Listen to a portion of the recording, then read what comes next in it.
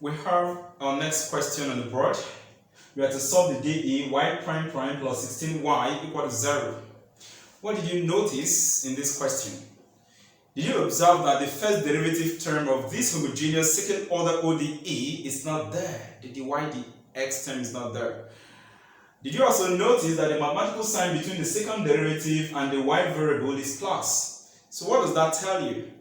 Judging from what you may have watched from our previous videos, because we've established all these facts and how you can actually tell the general solution, the complementary function of a homogeneous second order ODE even without solving. Of course, the solution to this problem on the board is that of y equal to a cos nx. The n, you can use beta for it, plus b sine nx. I can say b sine beta x. And did you also observe that here n is equal to 4? Or beta is equal to 4? Simply the square root of this term, square root of this quotient of y. Square root of 16 will give you what? 4. So in things like this, you didn't really need to solve anything. Just observe it and you see your answer smiling at you. Okay, let us solve and see. Straight ahead, I would extract the auxiliary equation, that is m squared plus 16 equal to what? 0. Okay, and then if you solve for n, you have m squared to be equal to minus 16, so that m is equal to square root of minus 16. Clearly, this will give you imaginary parts because of that minus enclosed by that square root. There is no real part solution to this, which means that alpha is equal to 0 there. Let's still work on. Did you know, according to SORD, this can be written as square root of minus 1 times square root of 16, and you are still mathematically consistent. You are multiplying the square root of minus 1 times square root of 16 is the same as square root of minus 1 times 16, which still gives you square root of minus 16. Now, our square root of minus 1 is what? Imaginary number, right? Then square root of 16 will give us what? 4. So this is our n or beta. Look at it. This is our n or what? Beta. There is no alpha here, no real parts to the root of this problem on the board. Therefore, we have that the complementary function or general solution will be a cos nx, if you like, you use beta x, then b sine nx, if you like, you use beta x. And by the time you substitute the value of n, our result will be a cos 4x plus b sine 4x. And that is how simple this is. You see the way we quickly got this solution, right? If you're having issues with how to quickly obtain your solution, even without solving all this, please kindly watch others of our videos in the introductory part of this homogeneous second order ODE, and you would see that this is pretty simple.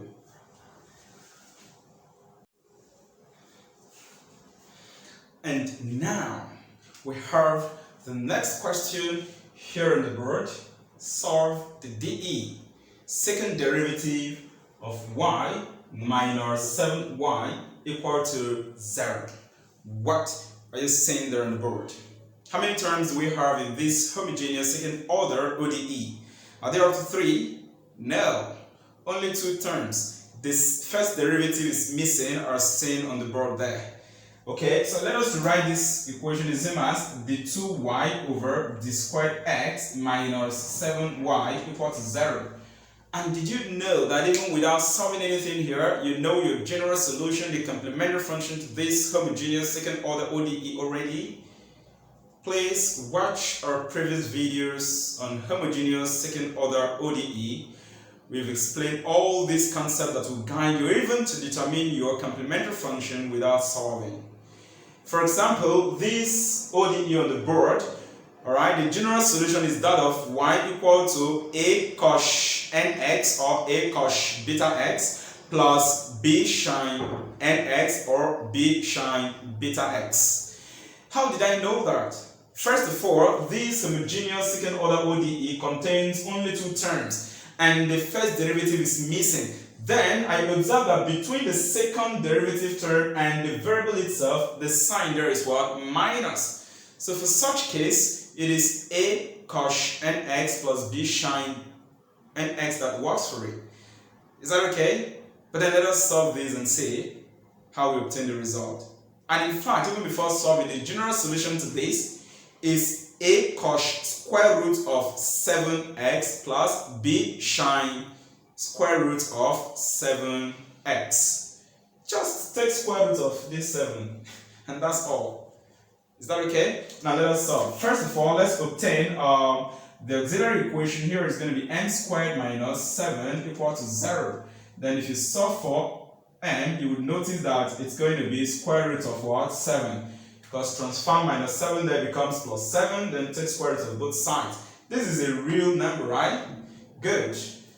It implies that this general solution is going to be a cos nx plus b sine nx, where of course you know that this is our n or what? Our beta.